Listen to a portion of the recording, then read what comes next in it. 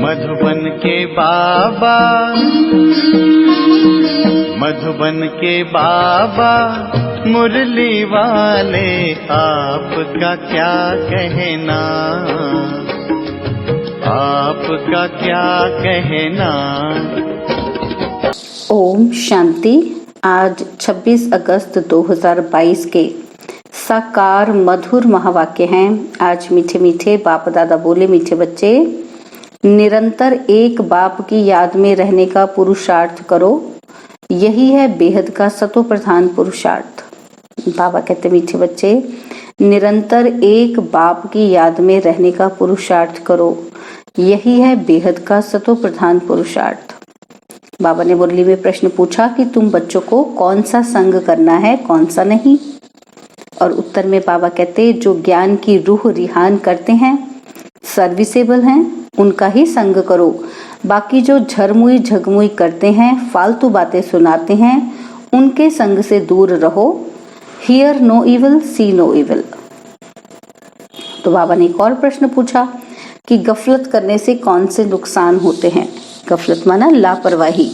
तो बाबा उत्तर में कहते, जो गफलत में रहते हैं उनसे हर समय भूले होती रहती हैं, वह बाप का नाम बदनाम करते रहते हैं, उनसे सभी को नफरत आती है, वह गोल्डन एज में नहीं पहुंचते, फिर बहुत कड़ी सजा के भागी बनते हैं। मुरली का गीत है, माता ओ माता तू सबकी भाग्य विधाता। ओम शांति। यह है माताओं की महिमा। तुम सब माताएं हो। भारत माता शक्ति अवतार ऐसे कहा जाता है क्योंकि अवतार एक का ही गाया जाता है। वह विश्व को पावन बनाने के लिए अवतार लेते हैं। अभी तुम बच्चों की बुद्धि में है कि परमपिता परमात्मा हमको पतित से पावन बनाने आए हैं। ब्रह्मा के तन में है। यह जो दिल वाला मंदिर है, यह पूरा यादगार है। जो भी भक्ति मार्ग के यादगार हैं, यादगार होते ही इस संगम के हैं। सत्युग त्रेता में तो ऐसी बातें होती नहीं। फिर रावण राज्य में मनुष्य दुखी होते हैं, रावण ही रजो तमो बनाते हैं। अब इस समय यह सृष्टि है तमो प्रधान। जब सृष्टि सतो प्रधान थी तो तुम बच्चे वहां राज्य करते थे। तुम्हारी बुद्धि में यह स्वदर्शन चक्र है। तुम ब्राह्मण ही स्वदर्शन चक्रधारी बनते हो। ज्ञान देने वाला एक ही ज्ञान सागर है, जिसकी निशानी यह दिलवाड़ा मंदिर है। और फिर अचलगढ़ और गुरु शिखर भी हैं। तुमको मालूम है शिखर चोटी को कहा जाता है। पहाड़ी पर शिव बाबा का मंदिर है, जिसके लिए कहा जाता है कि ज्ञान अंजन सतगुरु दिया। तो ज्ञान का सागर हुआ ना। ये बिल्कुल एक्यूरेट यादगार है।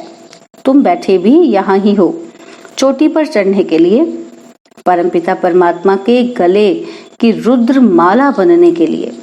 तुमको यहाँ ज्ञान मिलता है। फिर जब तुम अचल स्थिर बनते हो तो तुम जाकर रुद्र माला बनते हो। जब तुम सतो प्रधान बन जाते हो तो तुम बाप के साथ निवास करते हो। यह जैसे डबल पियर घर है, प्रजापिता ब्रह्मा का भी है और शिव बाबा भी यहाँ आया है तुम बच्चों को ज्ञान श्रृंगार कराने। यह है बेहद का पियर घर। ससुर घर वह तो हद के होते हैं। कन्या ससुर घर जाकर जेवर आदि पहनती है, उसमें सुख समझती है। तुम अभी समझ गए हो कि हम बेहद के बाप के घर में बैठे हैं ससुर घर जाने के लिए। अविनाशी ज्ञान रत्नों की धारणा कर रहे हैं। 21 जन्मों के लिए तुम्हारी झोली भर रही है, परंतु तीव्र वेगी इतने नहीं हैं। सतो प्रधान को तीव्र वेगी कहा जाता है। कोई सतोगुणी और कोई अब तक भी रजोगुणी है। 3 प्रकार के पुरुषार्थी होते हैं। ऊंच ते ऊंच पुरुषार्थी सदैव बुद्धि में एक बाप को ही याद रखते हैं। ऊंच ते ऊंच है वह बाप। अभी तुम जानते हो कि हम बच्चे बेहद सुख में जा रहे हैं, तो उसके लिए भी पुरुषार्थ बहुत अच्छा करना पड़े, बेहद का। तो आत्मा कहती है कि मैं आयरन एज में आ गई हूँ, अब परमपिता परमात्मा मिला है। कहते हैं कि बच्चे तुमको यहाँ पुरुषार्थ कर गोल्डन एज में जाना है। जब ऐसी अवस्था हो जाएगी तब गोल्डन एज में आएंगे। तमो प्रधान से फिर सतो प्रधान बनना है और सतो प्रधान भी सबको बनना है। तुम्हारा पार्ट ही सतयुग में है, इसलिए तुम सतो प्रधान बनते हो। परंतु जाना तो सबको है ना। सबको नंबरवार रुद्रमाला में आना है। यह रुद्रमाला कितनी बड़ी है? और फिर है 8 और 108 रत्नों की वैजंती माला जो विष्णु के गले में दिखाते हैं। तुम्हारा यादगार कितना एक्यूरेट दिल वाला मंदिर बना हुआ है। नीचे तपस्या में बैठे हैं, ऊपर में राजाई दिखाई है और मंदिर में मुख्य जगदम्बा का भी नाम है। पाठ तो तुम माताओं का है ना? बाप आकर गुरुपद तुम माताओं को ही देते हैं। यहाँ भी मेजॉरिटी माताओं की है, इसलिए भारत माता शक्ति अवतार गाया जाता है।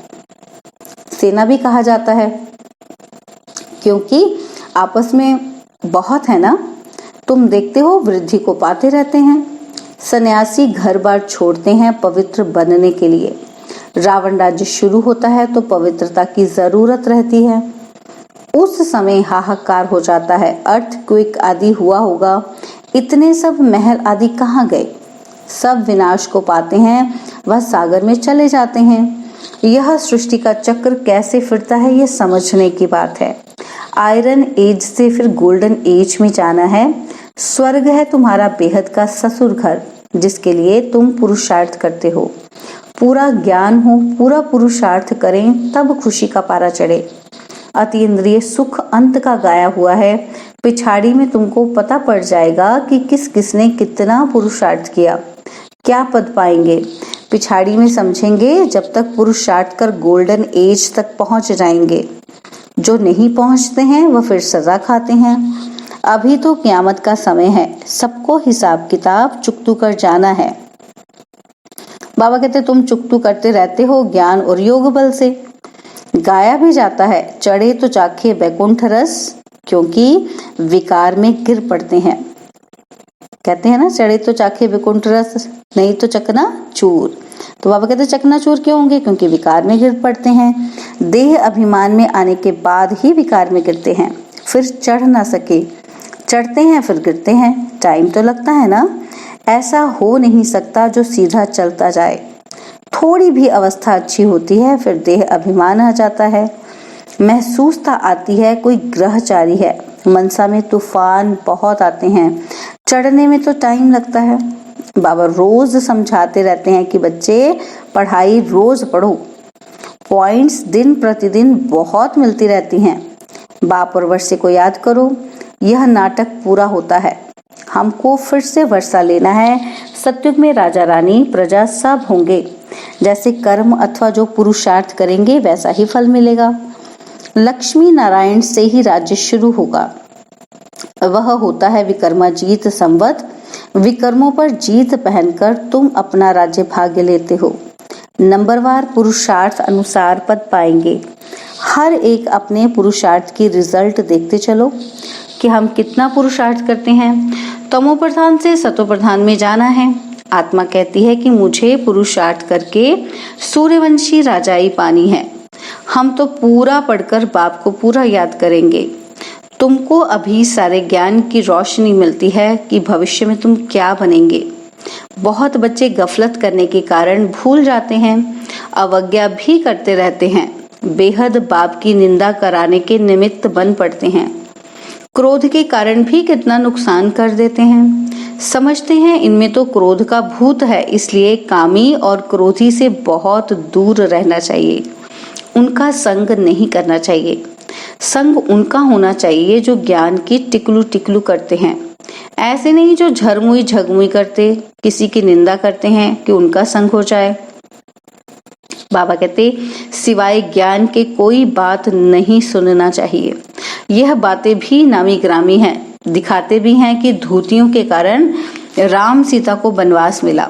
धूतीपना नुकसान कर देता है। हियर नो इवल, उल्टी सुल्टी बातें करने वालों के संग में कभी नहीं फंसना, बहुत नुकसान कर देते हैं। बेहद के बाप से बुद्धि योग तुड़ा देते हैं। पूरा योग नहीं तो फेल हो चंद्रवंशी में चले जाते हैं।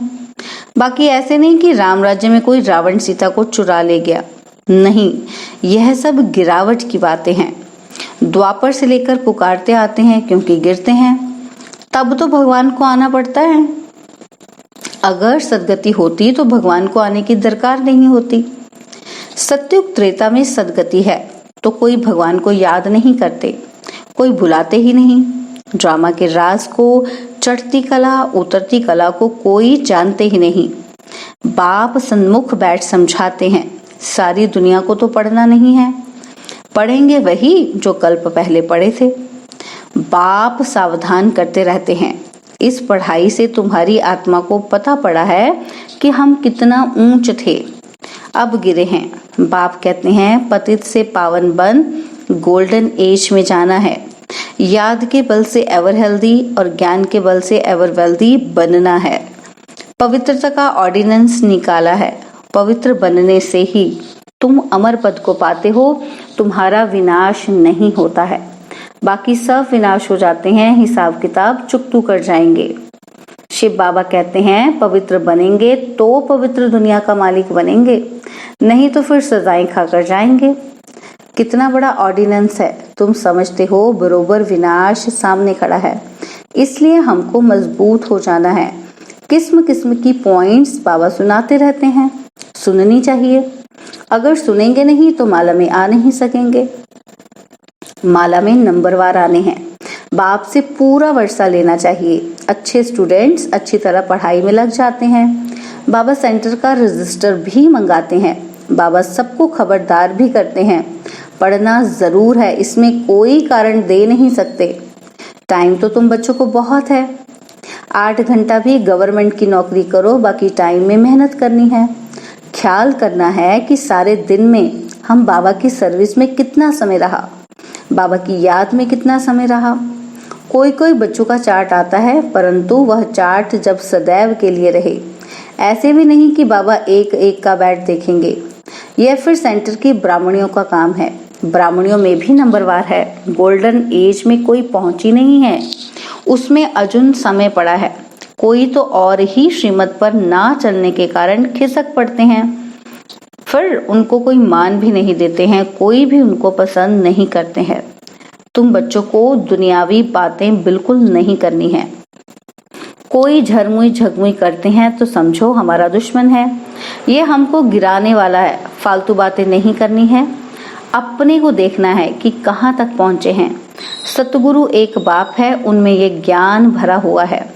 तुमको तो ऊपर गुरु शिखर यानी कि परम धाम में जाना है। ये सब ज्ञान की बातें हैं, पहाड़ आदि की कोई बात नहीं है। सबसे पार चले जाना है, इन बातों को कोई जानते नहीं है। बाप कहते हैं कि तुम पहले तमो प्रधान थे, अब तुमको सतो प्रधान बनना है। बहुत हैं जिनको यह भी निश्चय नहीं है, पूरा योग नहीं है। दूसरों को समझाते हैं, उनका कल्याण हो जाता है। ऐसे नहीं कि वह कल्याण करते हैं, नहीं, वह तो अपने भाग्य अनुसार राज को समझ जाते हैं। ऐसे बहुत हैं जो ब्राह्मणी से भी तीखे चले जाते हैं। कई बच्चों में अभी तक देह अभिमान बहुत है, पिछाड़ी में देह भी याद न रहे। सन्यासियों में भी कोई विरले ऐसे होते हैं जो बैठे बैठे शरीर छोड़ देते हैं। तो बाबा कहते और सन्नाटा हो जाता है, फिर भी गृहस्थियों के पास जाकर जन्म लेते हैं और फिर श्रेष्ठाचारी बनने के लिए जंगल में चले जाते हैं। माया का राज्य है ना, यह चक्र कैसे फिरता है उनको भी समझना है। बहुत बच्चियां हैं जिन्होंने बाबा को कभी देखा भी नहीं है तो भी याद करती रहती हैं, तो जरूर ऊंच पद पाएंगे। सारा पुरुषार्थ का खेल है ना। कोई तो रात दिन बहुत मेहनत करते हैं। तुम जानते हो इस पतित दुनिया में, इस ही शरीर में तुमको सतो प्रधान बनना है। टाइम लगता है पावन बनने में। जब तक यह दुनिया है, यह पढ़ाई है, तब तक पढ़ना है। जहां तक जीना है वहां तक पीना है, ताकि कर्मातीत अवस्था में चले जाएंगे। इस देह से, दुनिया से बिल्कुल ममत्व निकल जाए।